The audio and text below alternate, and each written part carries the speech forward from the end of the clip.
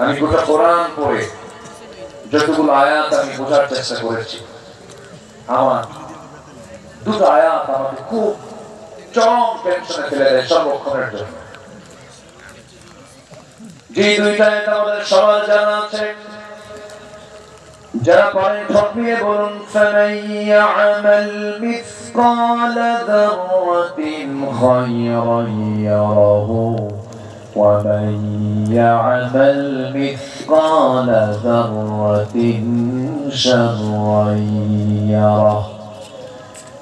যাররা পরিমাণ, বিন্দু পরিমাণ, চুল পরিমাণ যে বান্দা ভালো কাজ করবে তাও সেদিন সে দেখতে পাবে, আবার যাররা পরিমাণ মন্দ কাজ করবে আল্লাহ সেদিন বলবেন, ইকরা কিতাবাকা কাফা বিনাফসিকাল ইয়াওমা আলাইকা হাসিবা।